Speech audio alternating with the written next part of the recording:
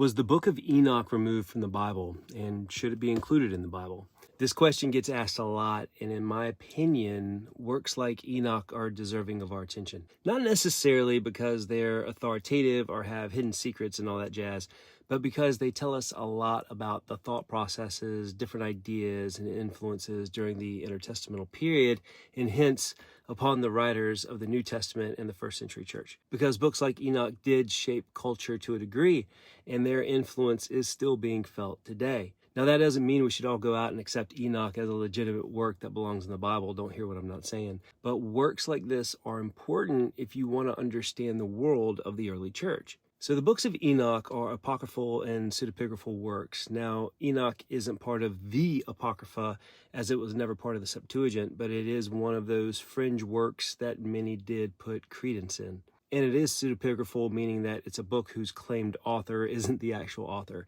Additionally, evidence highly suggests that the books of Enoch were actually written over a long period of time, with generally agreed upon dates ranging from the 2nd, 3rd century BC all the way up until the 5th century AD. The Book of the Watchers, which is 1 Enoch 1 through 36, they were written first, around 300, 200 BC, and it describes the fall of the Watchers, and those are the angels who fathered the Nephilim. And this is the part of Enoch that likely influenced some writers of the New Testament, specifically the authors of Jude and arguably 1st and 2nd Peter. And there are other potential callbacks in some other New Testament works, but again, a lot of that is arguable. And the Book of Parables, which is 1 Enoch 37 through 71, they were composed around the late 1st century BC or early 1st century AD, and they contain a lot of descriptions of the Messianic kingdom and the Son of Man. The astronomical book, which is 1 Enoch 72 through 82, may have been written as early as the 3rd century BC and includes descriptions of the movement of the heavenly bodies and serves as a calendar of sorts. The Book of Dream Visions, which is 1 Enoch 83 through 90, was probably written around the late 2nd century BC, and that contains a vision of the history of Israel all the way to the end of time. And then there's the Epistle of Enoch, which is 1 Enoch 91 through 108, which also likely was written in the 2nd century BC, and that has exhortations to the righteous, description of the wicked's fate, yada yada. And then you have the 2nd book of Enoch, and that's called Slavonic Enoch, and that was written in the 1st century AD. And finally, there's 3rd Enoch, which was likely written in the 5th century AD, and presents accounts of mystical experiences and transformations of rabbis into angels. So now all of these books are attributed to Enoch, the great-grandfather of Noah. And let me tell you, the books of Enoch, they're a piece of work. Angels, demons, portals through golden triangles, warfare, Nephilim, why some angels fall from heaven, all that kind of stuff. I mean, it's a ride. And 1 Enoch had a huge impact on many early Christians and how they saw demons and angels and how they interacted with mankind. I mean, have you ever wondered why, when you read the Old Testament, demons act one way, but by the start of the New Testament, demons are everywhere and they're responsible for human suffering? You ever wondered? Well, a lot of that understanding of demons came about from books like Enoch and other Jewish apocalyptic works like Jubilees. And these texts were circulating among Jews during what's called the Intertestamental Period, and it's roughly 400 years between Malachi and John the Baptist. But a few decades after Jesus, Enoch began to fall out of favor with most Jewish audiences, and there's a lot of reasons why, but to a mainstream Jewish rabbi in the 2nd century whose immediate family suffered through the destruction of Jerusalem at the hands of the Romans, the thoughts of empowered angels who could revolt from God implied that God wasn't quite sovereign and that something can exist outside of his control.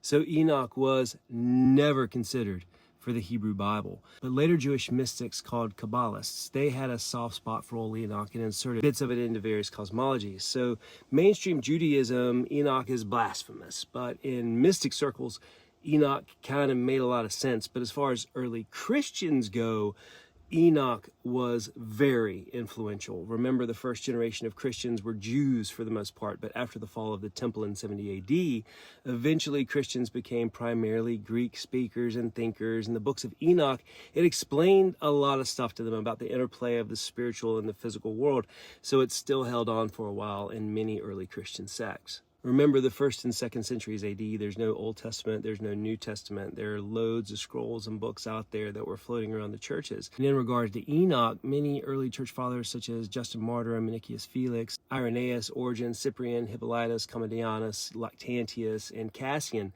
they supported and referenced Enoch quite a bit, with Tertullian in 200 AD saying that Enoch was really rejected by the Jews because it contained prophecies pertaining to Christ.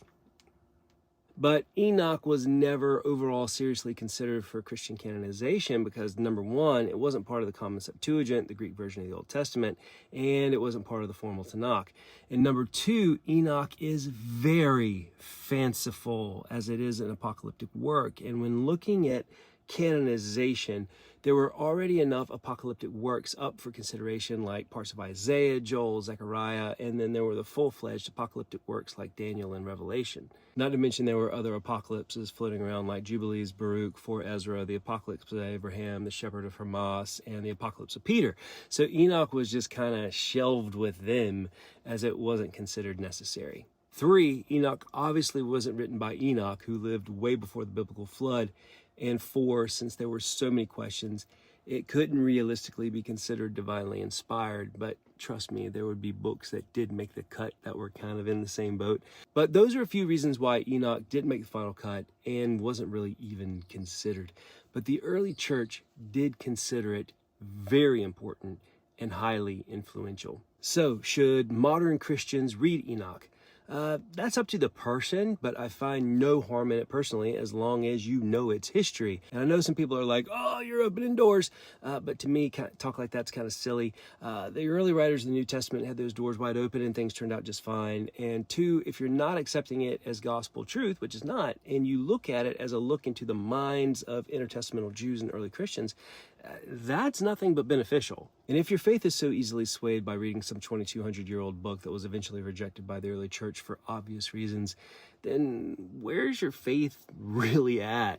I do got to ask that. If you want to learn more, I actually offer a workshop available by donation where I go into much deeper detail on Enoch as well as Jubilees and the Book of Giants and stuff like that, and actually include the texts of those works as part of the workshop.